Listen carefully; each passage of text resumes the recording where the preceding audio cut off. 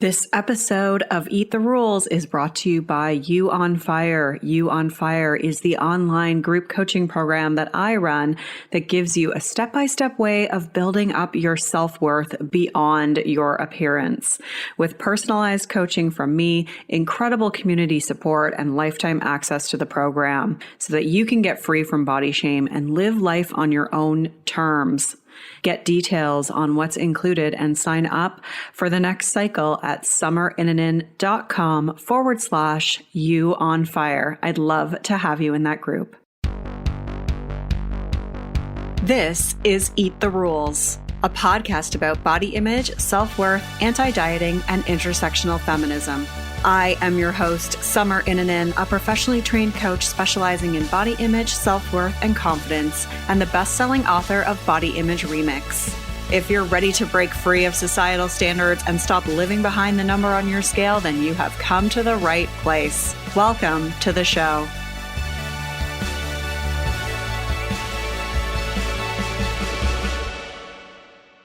This is part one of episode 199, and it's a super special episode because I am speaking with, over the course of these two parts, I'm going to be speaking with four incredible women who worked with me in my You on Fire program, and I'm just so excited to share their stories with you today. In today's episode, I'm going to feature two stories, and in the next part, I'm going to feature two more stories. You can find all the links and resources mentioned in this episode at summerinanen.com/199. Finally, a smart, educated, and informed podcast about body positivity and all the things I need more of. Thank you so much, Jess K30, for leaving that fantastic review. It means the world to me. You can leave a review go to iTunes, search for Eat the Rules, and then click ratings and reviews and click to leave a review. I would be so grateful if you did. And take a minute to just hit that little subscribe button. It's so easy. I'm going to pester people about this now because that's what Sarah Silverman does. And if she can get away with it, so can I. So yeah, just do that. And also don't forget to grab the free 10-day body confidence makeover at summerinanen.com/freebies. It has been a while since I did one of these spotlight episodes, and that's just because there were so many other things to cover, but I am so excited to get together with four of the women who joined You on Fire in the fall of last year, or so in the fall of 2020.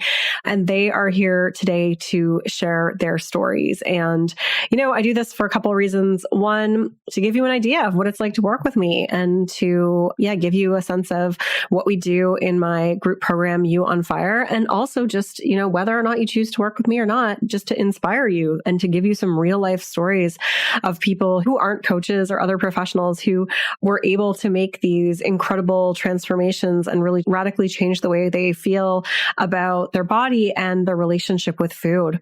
So I'm just going to talk a little bit about my program, You on Fire. And one of the pieces of feedback I got once was that this kind of sounds like an infomercial. And so if you don't like that, just skip ahead. That's totally fine. You don't need to tell me.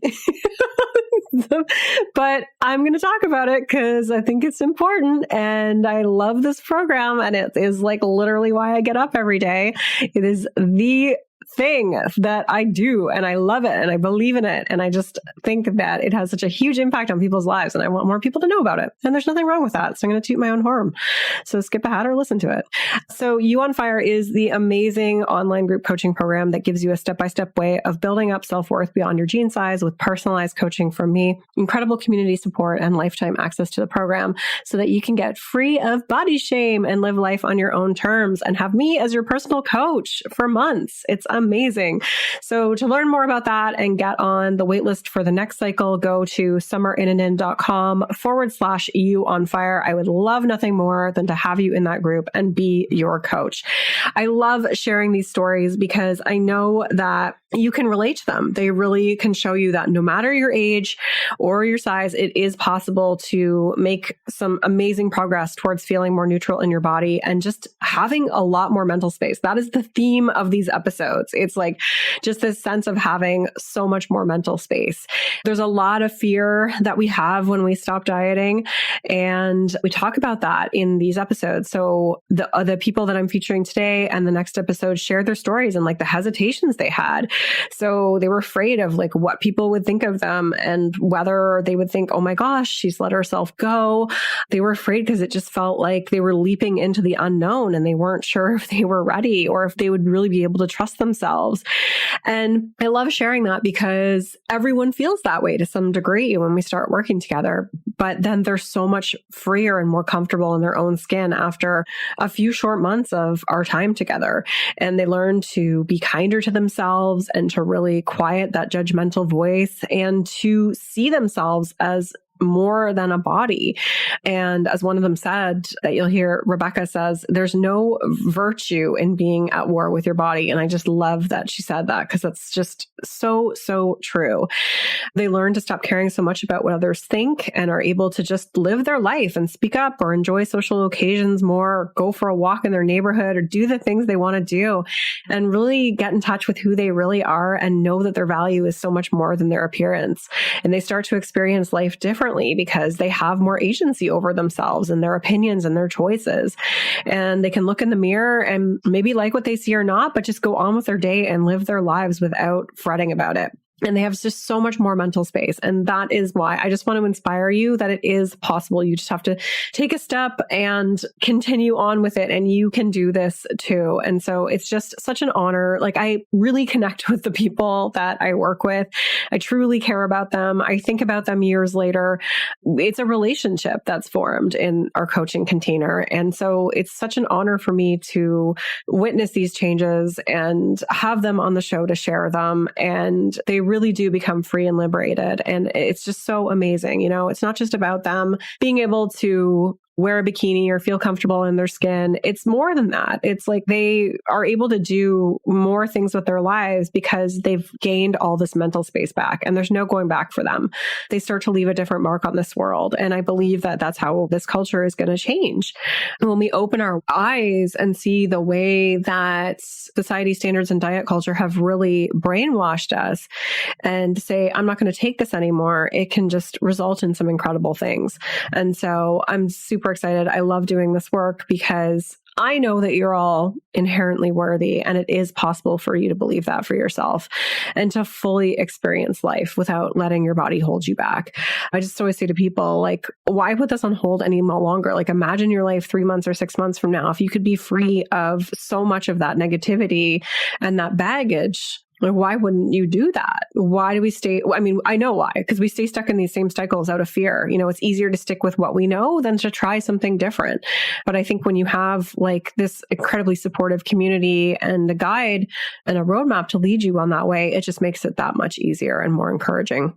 And so in You on Fire, you learn exactly how to have a greater sense of confidence and really liberate yourself from the culturally imposed temptations to diet and be thinner. The fundamental piece of it is learning to know that you're good enough, regardless of how you look, and to turn down that criticizing all or nothing negative chatter in your head and to accept your body and feel comfortable with it, whether that's in a picture or in the mirror or in the clothes that you wear, and just be able to like get on with your day without the constant mirror checking and thinking about it and letting the emotions of how you feel about your body rule your life, and to care way less about what other people think of you, and to figure out what really sets your soul on fire, what really matters to you in this life, now that diet and weight loss aren't cramping your mental space. And that's what I want for you. And so I've done so many of these interviews over the years. You can find them on my YouTube channel. There's a whole bunch of them that are video interviews going back 5+ years. And then if you want to listen to more on the podcast, you can listen to them. Episode 134, episode 164, and episode 176 are some of the more recent ones that I've done in the last couple of years. I've been running You on Fire for over 5 years. And every year it's just incredible. I'm just so honored. Changing the way you feel about yourself, you're going to hear, isn't about liking the way you look. It's really about transforming the way you see yourself and your outlook on life. And that's why I'm thrilled to share these stories with you today. In this episode, I'm going to be featuring 2 lovely, lovely women named Beth and Kat. Beth is 49 and from Pittsburgh. She's going to tell you this. And I just loved working with Beth. She came to me at the right time. She was so ready for this. She was so sick of the bullshit. And this is Beth's Spotlight. Hi, Beth. Welcome to the show. Hi, Summer. Thanks. Thank you so much for being here. I'm excited to catch up with you. And so why don't we start by just having you tell our listeners a little bit about yourself and who you are. Okay, sure. So my name is Beth, and I live in Pittsburgh, Pennsylvania. I just turned 49, so I'm sort of getting into my 50s here shortly. And I'm a registered dietitian. I have a very similar story as a lot of my dietitian friends as to how I got into this profession and sort of all the baggage that brought me there and the journey that got me to here. But I work in diabetes education and love it. I feel like I'm a beacon of light for people who have been told over and over and over that I can't help you until you lose X number of pounds. And that's brought me a lot of joy. So I feel like my journey of trying to figure out my own body image and food stuff is translating to helping other people too, sort of subtly. And I really love that. Yeah, that's amazing. I love that you can bring that into your own work. So why don't you tell everyone a little bit about some of the struggles that you had with your body before we started working together?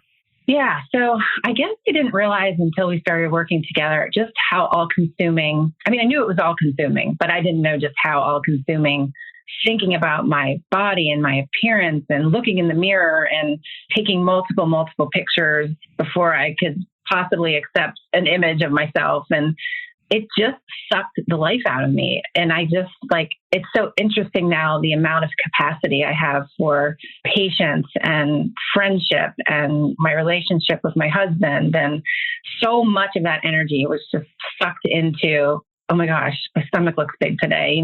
It's hard to even believe or accept that for years, years and years, 30 plus years, this was just part of my way of going through my days and coping. And it just feels so much better now and so different. Yeah. And so did you have any fears or hesitations around doing this work, around accepting your body? What was maybe on your mind before you decided to kind of take that leap to do the work? Yeah, I really did. And listening to just a lot of other people in this space and your previous participants too, I had the same fear of just quote unquote letting myself go. And that is also something I grew up with, a lot of body judgment in my house of other people and their appearance. And so I grew up ooh, she really let herself go, or ooh, she looks like she gained weight. And so the ultimate fear for me was that I was going to become that to somebody else. Somebody else's judgment of me would be, ooh, she really let herself go.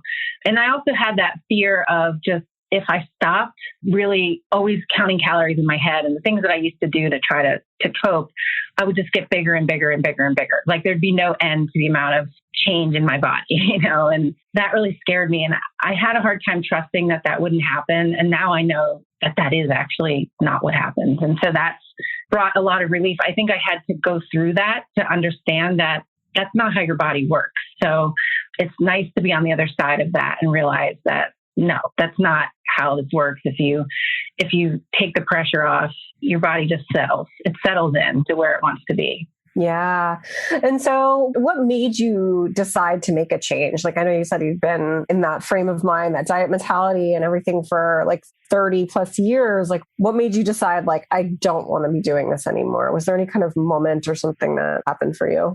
Yeah, it's funny, how I just kept seeing you kept coming up a lot in various ways on different podcasts and things. And I don't know, I think my body's just changing. Mid 45, I don't know, just 40s, that what happens. And I just started to have enough with trying to fight the tide. It was becoming all consuming.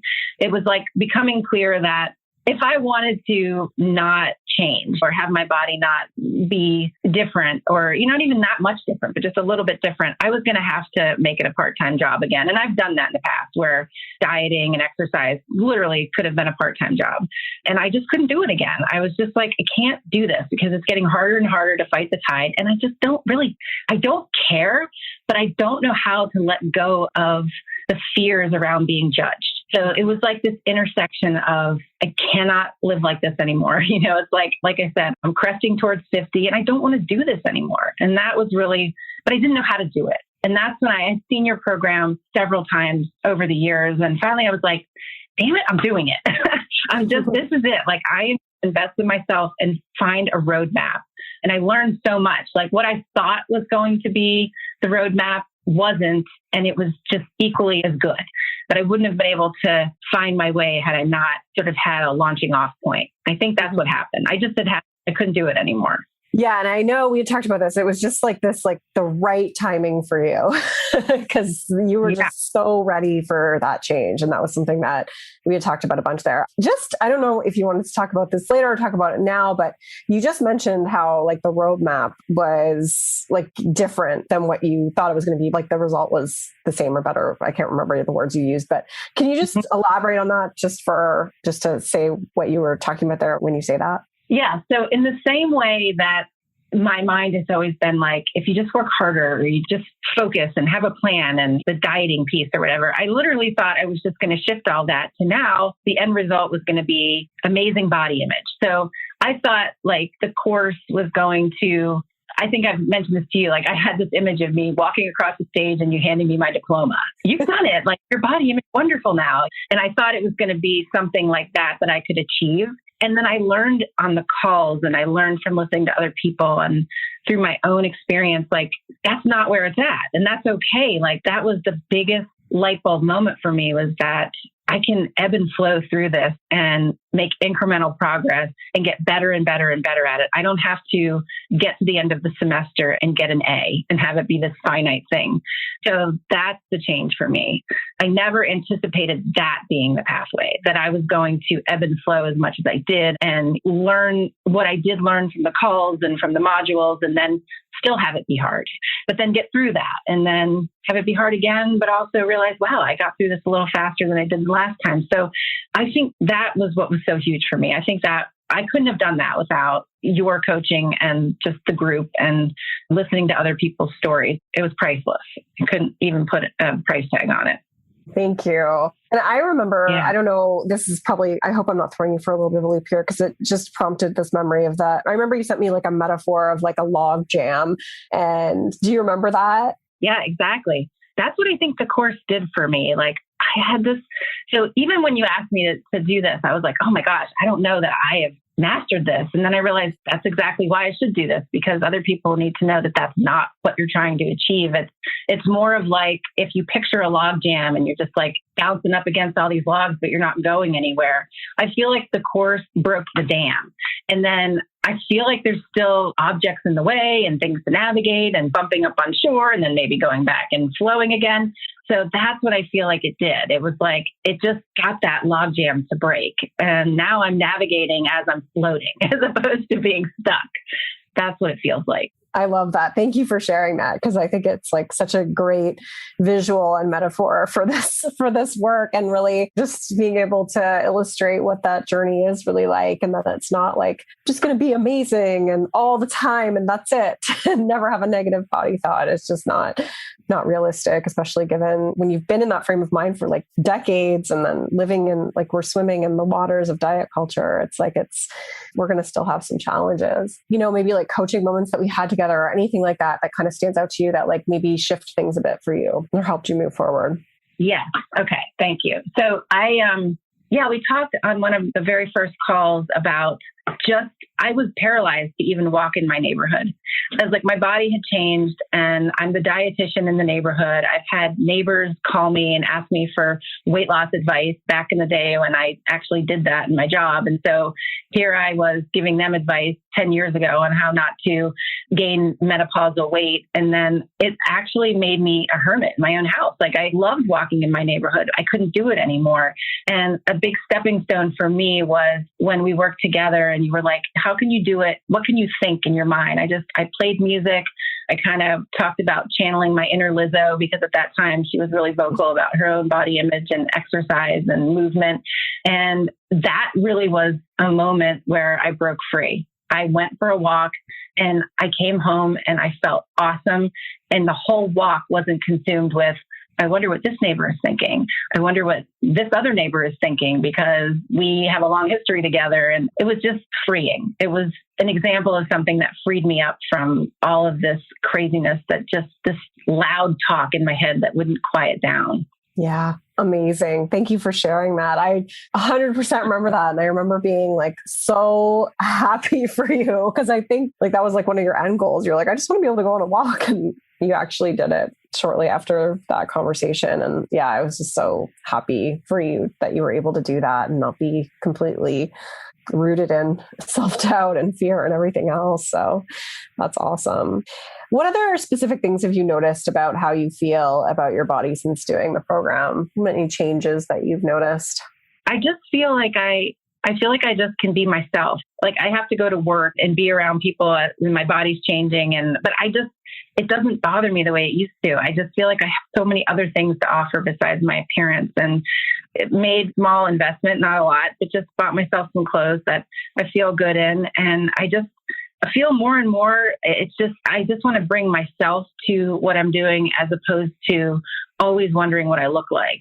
I mean, historically in work meetings and so forth, like literally, if I was a fly on the wall, I'd probably look like I was like curled up in the fetal position practically in a chair because I was trying to hide every aspect of my body that might be protruding or, like not looking the way I would want it to look. It took up so much energy. So just being able to do that differently has been really, really huge for me. And I like that so much better. That's amazing. That's so great. I love how you said that. Were there any other highlight moments for you? I know you talked about the walk. Was there anything else? I don't know. I guess it's so funny because I don't feel like I've had like lots of moments so much as I've had just, it's like, I think it's kind of more my personality. It's just a flow of a change. It's like, I feel like instead of having these drastic peaks and crashes, it's more of like rolling hills of thought around my body and my body image and just managing those feelings. And so it's like, I'm amazed at how I'm able to redirect during the day now. Like I don't even body check ever anymore. That was one of the first things we talked about on our calls. Like I couldn't walk by a mirror without looking at myself and then all the judgment that came with it. So I guess it's not been so much of like aha moments as it's been, wow, I've strung together several days of not just tearing myself apart in my own head.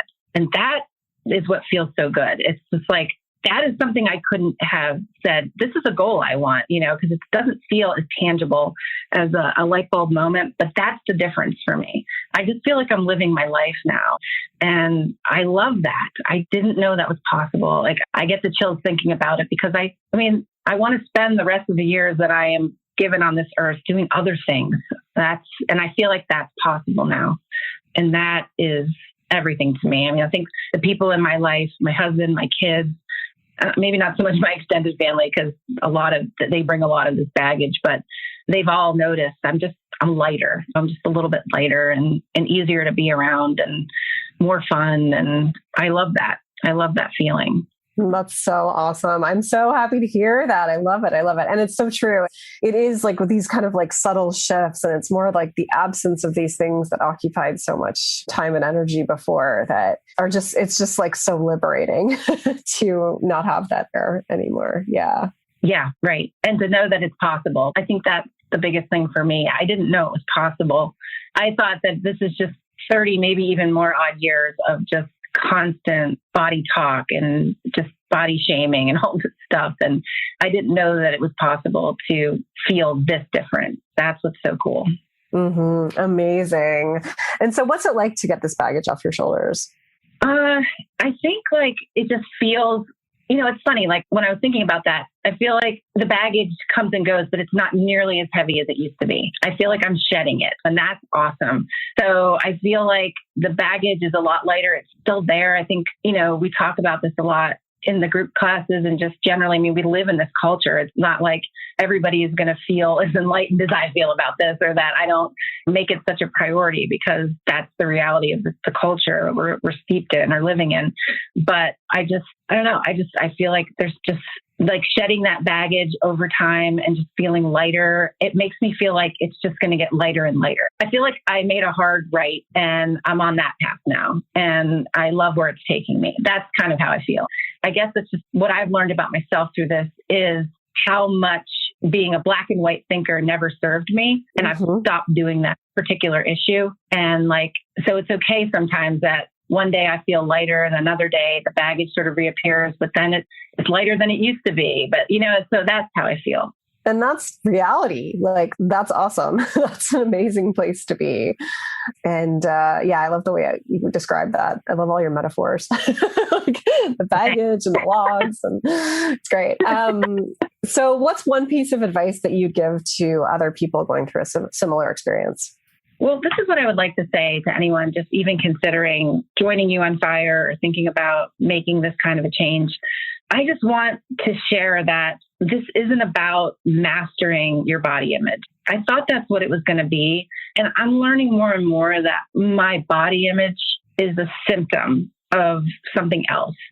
And that's been really awesome because I always thought the opposite. Like if I solve my body image, then I'll feel better. But really, it's just that is a diversion. If I can just stay focused on what really needs my attention, I feel better. So I think because I just decided enough is enough, it was all encompassing. It's allowing me, instead of going to that, like just degrading myself or putting myself down, I'm more feeling what I actually feel in the moment and what it's really about, as opposed to if I could look like this, everything would feel better. So that is something I would love to impart. And I feel like I really, truly don't think I could have done it without the launching pad of You on Fire. I love the group classes. I couldn't believe, originally I thought, okay, I'll really dive into this and do one-on-one with Summer because then I'll really, really solve my body image issues, right? And you really encouraged me to consider the group. And I'm so glad I did because it's like a salve on the wound or whatever we call it. It's like you listen to other people and you're like, wow, like a lot of us are suffering a lot. And you want to just say, gosh, you don't have to suffer so much. But then you realize that's what you need to be saying to yourself. So I guess I'd like to say too, I just like being kind to yourself is really kind of the only way out of that quagmire of awfulness and body image crap. And so that's what I've been able to do. And I've been able to incrementally get there over the last 9 months or so since I did the program by these little changes instead of these massive, big achievements around it. And that's awesome because then I feel like, wow, I wonder what I'm going to feel like a year from now. You know what I mean? Like it just keeps getting better. I just keep feeling lighter. And like I said, I can't put a price on that. It's just been life-changing for me, and so glad that I learned the tools through what you taught us and the modules and just other people's experiences to be able to say, wow, like there's a different way. And that just feels awesome. Yeah, that's amazing. Oh, thank you for that. And it's just, I just want to extend my gratitude to you. Like, it's just been so amazing to walk beside you on this path and witness you really changing and evolving and becoming more of who you are. And yeah, I was just so honored and proud of you in this. And I'm really happy that we got to reconnect today. Yeah, thanks. Thanks for saying that because I feel like I've won this feeling. Like I've put you know what I mean? Like I feel like I put the work in, and with your support and just the whole infrastructure of the program, it feels possible. That's what's so cool. Yeah, I can give you your diploma now. I said I can give you your diploma now. Oh yeah. Thank you. Just kidding. No, I had to throw that in there. No, you were awesome through this whole thing. Like, and I know we talked about like just you being super ready for this and just being so done with the other way of being that you were just like committed. And I think that was just so great to watch you just really push yourself outside your comfort zone sometimes and and really like commit yourself to it and trust the process and trust me. And I'm just always so grateful for that. Yeah, thanks. What the work you're doing it's so needed. And I think I told you at the end of the program, like you found your sweet spot. Like this is what you were meant to do. And it's really meaningful and it's really impactful. And I really can't thank you enough. Oh, it's been life-changing. Oh, thank you. Is there anything else you want to say before we wrap it up, before we close it out? I would just say, and I listened to one of your spotlights before I did it, and somebody said, if you're on the fence, just do it. And I was like kind of over the fence, but still had one foot dragging, and I just kicked it over. And I'm so glad I did. Like, it's the best investment you can make in yourself. It will pay dividends, I really think, for years. Like I'm already, I've been reaping the rewards for going on a year now, but I feel like it's one of the best things I've ever done for myself. And I highly, highly recommend just taking the plunge and doing it. You really have nothing to lose. Oh, thank you so much, Beth. It's been such an honor. Thank you so much for being here today. Thank you. Rock on. One thing you're going to find when you listen to these this time around is that everyone seemed to have these like really incredible metaphors that I loved. And I loved Beth's metaphor of the log jam. I just feel like that resonated so much in terms of how this work really looks. Like, we're not looking to completely get rid of all the logs, but we're really looking at getting rid of that main log jam. And you're still going to have hardships and it's not going to be perfect, but you're able to really get that water moving and keep it flowing and learn how to work through those things. So I just thought that was great. And I feel like for some reason this time around, everyone kind of had a really good metaphor for doing this work. So that was so great. I loved working with Beth so much. And next up, we have Kat lives just not too far from where I live over on the island. And I loved working with Kat so much. She was such a beacon of light in the group. She just was always so supportive to everyone else on the calls and in the group. And it's been such an honor. This is Kat Spotlight. Hello, Kat. Welcome to the show. Thank you for having me. It's good to be here. Thank you so much for being here. Can you tell everyone just a little bit about yourself? Sure. So my name's Kat or Catherine. I'm 45. I live in Victoria, BC. Gorgeous place. I work at a sewing shop. I'm a big sewer. I used to be a social worker, so always interested in the questions about why we are the way we are and those kinds of things. Yeah. And I live out here with my partner and my dog. Nice. That's awesome. So can you tell everyone just a little bit about some of the frustrations that you had with your body before we started working together? Sure. So I guess like a lot of women, I had those feelings that many of us have about feeling like my body wasn't good enough. Like I don't remember a time previously when I felt okay in my body. From the time I would say I was like probably an early teen or preteen, all the way 20s and 30s, always feeling like I had to be thinner. Thinner was the way I should be. Or there were other problems with my body, like I was too hairy or I'm too short or I was too round. Or so lots of just, not feeling good enough, feeling like I needed to change to be okay. Yeah. And so how did that impact your life? Like, did that impact any of your social interactions or how you showed up? It definitely made me feel self-conscious, like in a way, like I was out in the world, I'd want to look a certain way, how I dress. I was quite concerned about that. I was cautious about how I would eat around other people. So in social situations, even in my family, like making sure I wasn't eating too much. On the food front, definitely impacted the choices I made when I went out to restaurants and things like that. And it was also just a mental thing, like feeling like I was constantly checking what I was eating. And at the end of it was stressful. At the end of the day, I'd kind of review what I'd been eating that day and was that okay or not. And so, it affected a lot of different parts of my life. Yeah, totally. I think a lot of people can probably relate to that and like all the mental real estate that it takes up. Yeah. So what made you decide to make a change? Like, was there anything that happened that you were like, this is not working? Like, there has to be another way. Like, what happened for you? I didn't have a specific one moment, but I knew that I wanted to change my relationship with food. That's where my starting point was, and my relationship with my body. And I'd done therapy work around other stuff in my life, around anxiety, and I'd sort of brought up the food and eating stuff with my most recent therapist, but I didn't really find her work helpful. Like I felt it was very superficial. Maybe she was also buying into a lot of the body image stuff that was also problematic for me. So I didn't feel like she really had the skills to help me in the way I wanted. So I was looking around. I knew I wanted something that was going to be coming from a feminist place. Although I was struggling, I had some thoughts about why things were so hard for women and myself around bodies and eating. And so I think I'd been listening to, I don't remember how I came across your podcast, but I was listening to your podcast for a while and I saw this program was around and I happened to have a little extra cash. So I was like, okay, well, it's a good time to invest in my body and my life. I'm in my mid 40s. I don't want to struggle with food and my body for the rest of my life. I feel like I'm in my midlife now. And so it just felt like the right time. I was ready. I was emotionally ready for it as well. I was like, okay, other stuff in my life, it kind of calmed down a bit.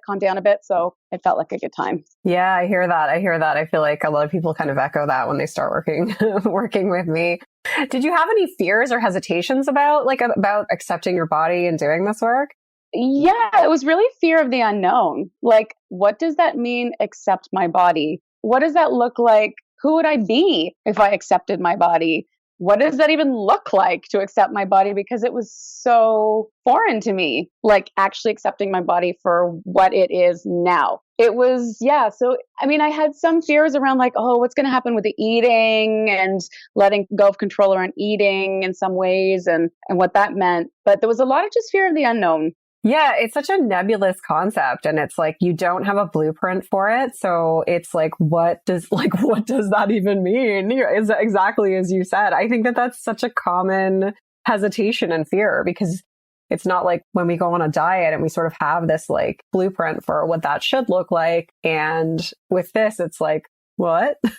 Because it's the total opposite of everything that we've been trying to do before. And I think there's just not enough role models out there yet. Like, yeah, sure, we've got 101 diet books with a formula, right? And people on diets, we see that a lot. But like, even now, like, how many women do I know who've gone to a place of like, that's it, I'm done with restricting, I'm going to a different place. Like, I just know people from the program. But outside of that, it's like, where are the role models for a different way of being, like in your body and eating? Yeah. Yeah, it's still the dominant, like diet culture is still the dominant culture. And it's like, you're still on the fringes if you're doing this, for sure.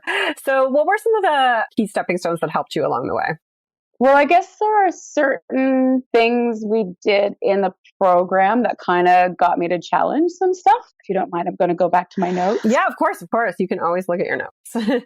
Oh, yeah. So one really, really helpful stepping stone for me and kind of tool was realizing that the voice in my head that kind of sounds mean, that's like, don't eat that, or what are you doing, or was really trying to protect me. I think kind of going from like, wow, there's this mean voice in my head that's trying to control me and what I eat and is critical of me, is actually trying to protect me, and figuring out where that came from. It came from being a kid and trying to like follow the rules so that I wasn't getting in trouble and that kind of thing. So that helped me really shift my relationship with that part of myself. So now it's like, if I catch that voice in my head, then it's like, oh, it's okay. It's okay. I can kind of just like accept it and just be like, oh, it's just trying to protect me, and then kind of comment in a different way. Whereas before I probably would have got caught up in it and being like, oh my God, what am I doing? Like, oh, I'm bad for eating this food or whatever. So that really helped. That was a big one. Another big one too was really challenging the idea that fat is bad, like that concept of like literal body fat is bad or unhealthy. So that whole idea about skinny is healthy, fat is not, challenging that has been huge too. Like there are definitely like realizing like thinness is not actually correlated with healthiness. There could be a lot of people who are thin because of ill health, or because they're severely restricting their food or whatever, or it could just be naturally genetics too, right? But that simple black and white of like larger bodied is bad somehow or unhealthy and smaller bodied is good, totally don't think about it that way at all anymore. And then that also affects my relationship with myself, right? Because it's like I'm somewhere between a thin person and a large person. And it's like, well, I'm healthy as I am. Like I don't have to change to be healthy. How I am now is actually healthy. And I think it's also helped me appreciate my health at this point in the body that I have, which has been amazing. Yeah, that's amazing. Because I know that was really important for you to be able to like have a different relationship with that. I think also the thing we were talking about before about how there's not a lot of role models for having a different relationship with food and our bodies. I think through the program, through the Facebook group, through listening to other podcasts that you might have mentioned and stuff like that, actually realizing there are way more women out there who are doing that is also really helpful. It's like, it's not just a couple of people. It's like there's an actual movement of people who want to challenge diet culture, who see how unhealthy it is. And that also gave me hope and inspiration too, to just feel like I'm not in this alone. It's not just about me. It's about a large group of women who are trying to change this for the well-being of women, right? Yeah. And you formed like a really good dynamic with other people in the group. Like you were always so supportive and vice versa. And I think that's always like such a huge benefit of the group environment, is that it like helps you to like make those connections and support one another. And like, yeah, you always have really positive and encouraging things to say to everybody else, which I appreciated so much. Yeah. And it was also just great having a group of people who spoke a common language. Like we could refer to concepts and things that you didn't have to explain yourself. It's like everybody was going through the program together, or people in the group who'd done the program before already understood.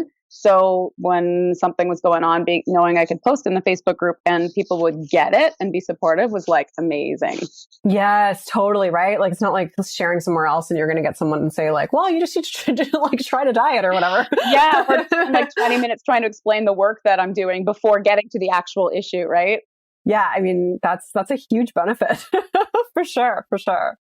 So what are some of the specific things that you've noticed about how you feel in your body since doing this program? There's definitely, I feel like my relationship with my body is a lot less fraught. So, and my husband was reflecting on this too. It's like, I feel like I experience more positive feelings in being in my body than I used to. I don't feel like I think I'm just more accepting of where my body's at and it's less of an issue. So I'm not thinking about it as much. I'm not worrying about it as much. I definitely don't worry about food. Like I said before, at the end of the day, I used to do this like mental checklist. It's like, what have I eaten today? Am I a good person because I ate this or not a good person because I ate this other stuff? That's pretty much stopped. And I definitely notice joy in eating food now. Like it's like the guilt has really kind of gone away. So it's like I can eat ice cream and actually enjoy eating the ice cream, right? Instead of thinking, oh, I need more exercise after I've eaten this ice cream or can't have another treat today because I had the ice cream. It's just, there's a lot less baggage around eating now, which is great. And yeah, and then that feeling of like, what am I waiting for in terms of my body and how I use it? It's like, I don't need to wait till my body's a different way before I just go and live my life. I can just live my life now. And that feels really good too. Appreciating my body for what it can do. And yeah. Amazing. That's awesome. That's awesome. Were there any like highlight moments for you, like things that you specifically did that were, like a highlight or just something that like maybe you didn't think you could do or hadn't done in the same way before? Can't think of like any like big ones, but I notice now that I kind of give less what I look like when I leave the house. I'm like, I'm going to the dog park. I'm like, I don't have to look all put together to go to the dog park. I don't care if what I'm wearing matches or not. I'm just freaking going to the dog park. Like my dog has to go outside. I don't have to look put together. And if people at the dog park don't like it, well, who cares? So there's a kind of a spontaneousness there that's really great.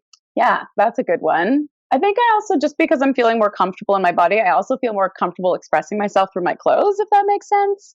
Like I'm experimenting more with like patterns and how I adorn my body, which is pretty fun. That's amazing. Those are all big things too. I know you're down, like you're like, they're little, but like, no, those are actually quite big to be able to do those things. That's awesome. And so how does it feel to be able to like, kind of, like you said, the baggage like is sort of off your shoulders now. How does it feel to have that baggage off your shoulders? It's so liberating. Getting mental space back, getting time back. Like it's just, there's just a lot less worry about food and clothing and all that stuff. And so I feel freer than I did for sure. I feel freer. I feel like emotionally lighter. I feel happier. So it's pretty amazing. Yeah, that's phenomenal. And like, especially because you did this through the pandemic. Yeah, right. Which was hard for a lot of us, like in the group. Like there was a huge impact on our mental health and the way we felt about our bodies and not having those normal things that really give us a sense of fulfillment, not being able to have those in our life. And so like, I really admire the sort of group that you were a part of that went through this through the pandemic, because that's extra hard to do, I think, And so I wanted to mention that because I think it's like an important caveat that like you were also doing this while kind of having this like major emotional stress in your life. And I know that impacted, like, I know there were conversations that we had where like people felt more down, people felt more just emotional, which is totally normal and to be expected in any like normal circumstance, but especially because of the circumstances. So I just think it's really cool that you could still sort of be able to work through this stuff despite like everything that's gone on. Yeah, it's funny because there were all these extra restrictions in terms of what we could do, but maybe in some ways doing the program during COVID helped me to notice the smaller things that I was grateful for. So it's like, yeah, it was COVID, but I could still go for walks. So I could still be in my body in that way. And like how amazing it was to be able to just be out and be in nature and stuff. So ironically, maybe it And yeah, I think it was a harder time. I think everybody's stress levels were higher, but I think personally, I feel like maybe it actually helped me to notice the smaller things and appreciate the smaller things. Yeah, that's good. That's really good. It is a helpful perspective. It shows you what's really, that's what I've learned, is that you kind of discover what's truly important. Yeah. So what's one piece of advice that you'd want to give to other people going through a similar experience? I think the biggest thing for me, maybe it's not specifically advice, but it's maybe a perspective, is that I feel like women struggle with their body image and eating and weight and all that stuff. Yes, it's about them as a person and it's their own personal struggle. Yes, but it's not about the individual person at the same time. It is so much bigger than that. And I guess what I wish I could do is lift the guilt off of women's shoulders in dealing with this stuff, because honestly, it's not our fault. It's not our individual fault as women that we deal with this. It's the messaging we got from ads and from our families and from our friends, and it comes at us from all different directions, and it's food advertising and all this stuff. And it's like, we did not choose to have these struggles. We did not just because of who we are somehow develop these struggles. It's so much bigger than that. And so I guess what I hope for women to understand is that they don't need to feel guilty about it. It's not about there being a problem with them. It's so much bigger than that. So I feel like too, for women who challenge these things, it's a huge deal because they're challenging their own personal beliefs, but they're also challenging the messaging they're getting from everywhere. I think that's the biggest piece for me. Yes, I agree with all of that. And I think it takes so much courage to do that, because to go against the status quo and kind of leap into the unknown, as you talked about, I just think that it's like there's a lot of bravery that has to go into that to do it. Yeah. And often women are doing that work with people in their lives who aren't supportive, which takes even more courage. So I think the women who want to deal with this stuff are extremely strong and amazing. So are you glad that you leapt into the unknown there? Yes, it was only momentarily terrifying. Well, with some scary moments along the way. But yes, I'm definitely glad. The fearful moments are definitely in the minority. Yeah, totally. Well, anytime we have that fear, it's usually like indicative of bigger things on the horizon. It's just kind of like moving past that next level of comfort zone into like the next level. Yeah. Well, thank you so much for being here, Kat. Is there anything else you want to say before we close this out? I guess for anybody who is hesitating about whether they wanted to do the program or even not do the program, but just like in their own lives, make some changes towards challenging diet culture and stuff. It's like, just do it. It might be hard. Taking that first step might be really hard, but it's amazing what it can bring you. So yeah. Thank you. Thank you so much for that, Kat. It's so good to catch up with you. And thank you so much for sharing your story today. You're welcome. Rock on. So cool to see how far Kat came in this process. And again, was such an honor to work with her in the program. That is it for this episode, part 1 of episode 199. The next episode will air very shortly, and that will feature 2 other stories. Thank you so much for being here today. You can find all the links and resources mentioned at summerinnanen.com/199. Rock on. I'm Summer Innanen, and I want to thank you for listening today. You can follow me on Instagram and Facebook at Summer Innanen. And if you haven't yet, go to Apple Podcasts, search Eat the Rules, and subscribe, rate, and review this show. I would be so grateful. Until next time, rock on.